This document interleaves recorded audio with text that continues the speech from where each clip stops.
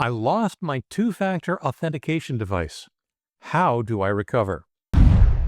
Hi everyone, Leo Notenboom here for askleo.com.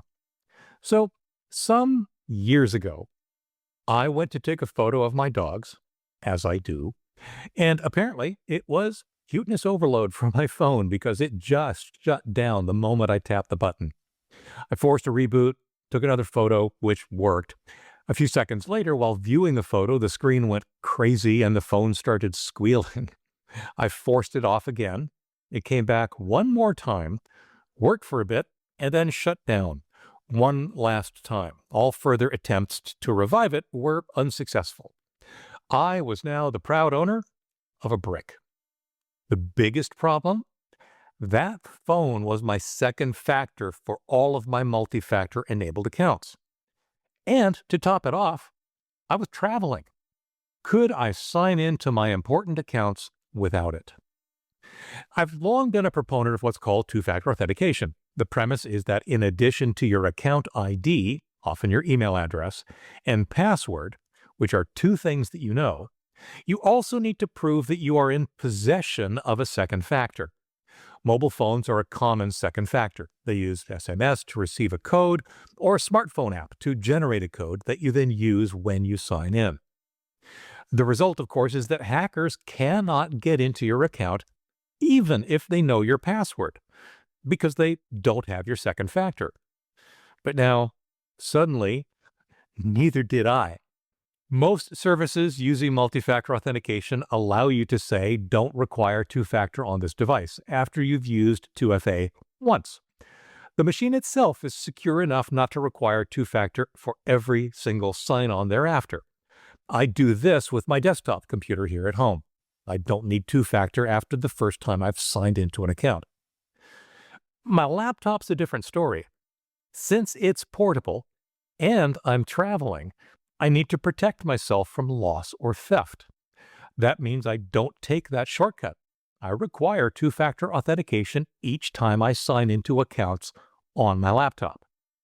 Without my phone, the next account sign in on my computer or tablet that I had with me posed a problem. I didn't have my second factor. I couldn't use it to prove I had the right to get into those accounts. Fortunately, services have alternatives you can and should set up beforehand. In fact, most services insist on it. Some services make it easy. Google makes it easy to sign in using an alternative. It prompted for my second factor, as usual, but when I indicated I couldn't use that method, it then gave me the option to use any of several other second factors that I had set up beforehand. I chose one of the other techniques and boom, I was in.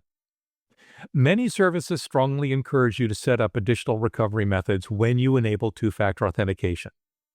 Here's the catch. Just like account recovery information, you gotta set it up before you need it. Once you do, losing your second factor becomes a minor annoyance. The appeal of SMS text messaging for two-factor authentication is that it's tied to your phone number rather than your physical device. Replace the phone, port the number to the replacement phone, and SMS continues to work.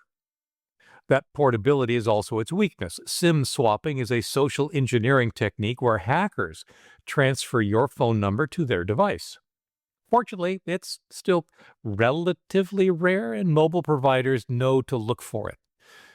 Most importantly, SMS two-factor is still better than no two-factor at all.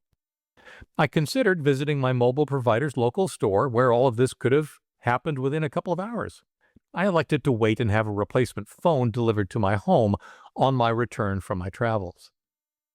Now, the other approach for two-factor authentication that I recommend over SMS is using Google's Authenticator app or apps compatible with it.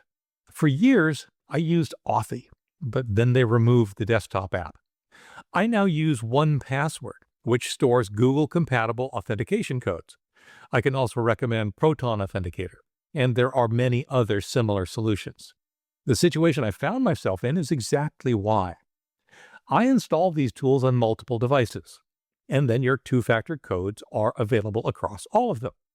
You can use any of these devices as your second factor. While I did not have the tool installed on my laptop, I had it installed on my iPad, which I also had with me. If I needed to sign in to any site that used Google Authenticator for a second factor, I just reached for my iPad instead of my phone. Bottom line here, of course, is to use two-factor authentication wherever it's available, please. Then, make sure to set up the recovery mechanisms provided by the service. Not only will this protect you in case you lose your second factor, but it'll dramatically increase your ability to regain access to your account should you lose that access for any reason. Use my experience as an example of what you might set up just in case. For updates, for comments, for links related to this topic and more, visit askleo.com/145351. I'm Leo Notenboom. This is askleo.com. Thanks for watching.